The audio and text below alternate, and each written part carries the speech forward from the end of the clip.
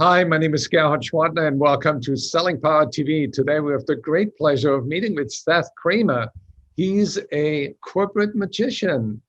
Welcome, Seth. Thanks, Gerhard. Nice to see you again. I have seen you at a trade show in New York, and I remember the crowd was in a circle around you, and their jaws were dropping. You're still at it, and Yeah. you've shifted from live to virtual. How was that transition? To be honest, it wasn't an easy transition, Gerhard. It's been a real challenge. Part of what I do really depends on the interaction of myself and the magic with my audience. Having a real personal interaction with them, having them experience some of the magic in their own hands.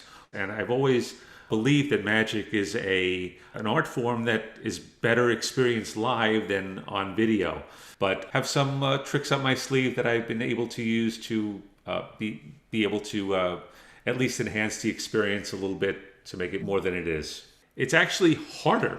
It's harder to do the show. I feel after doing my 30, 45 minute show on Zoom, I'm more exhausted than I am doing 3 or 4 hours of On a back to trade show. back trade show. It's Yeah. it's exhausting mentally, physically.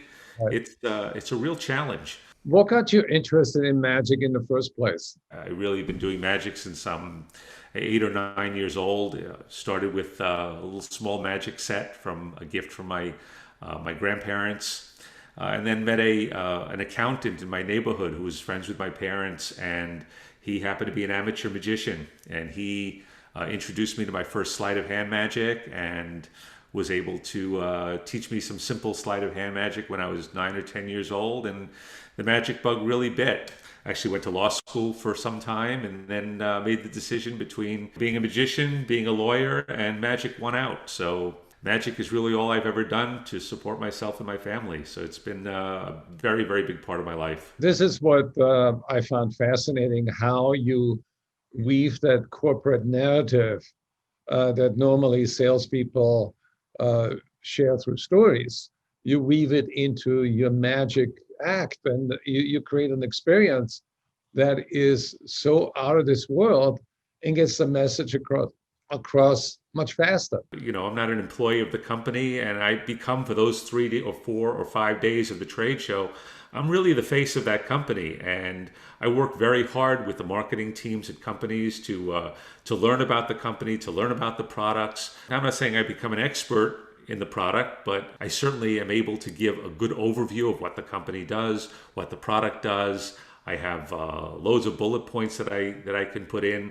I've done product demos as part of my show. So I do my show and then I actually physically demonstrate a product. I've done a CRM demo that I learned from one of my clients, Knowledge Lake. They had a CRM product that I actually I learned the demo from one of the sales team and learned it step by step. So I was able to demonstrate that product. I've done that with a lot of products over the years. Can you give me an example of how you combine the product feature with a magic experience? Yeah, well, the easiest way to explain it, this is something that I've actually done, stage illusions that people can relate with. But if you're talking about cutting edge technology and then sawing a person in half, you talk about cutting edge technology. These are the features that, when you separate our company from what other companies do and you pull the pieces apart, things like that. So they're kind of fun little segues. Some of them are a little, I won't say shoehorned in. Sometimes it has to be shoehorned in, but sometimes I get some really some great fits. And, when a company is bringing out some cutting edge technology and they have a theater set up in their booth, it's a phenomenal way to get that message across. And when you do a big stage illusion a few feet away from an audience, it's really impressive. People don't get to see that kind of magic done, surrounded on a trade show floor a couple of feet away from an audience.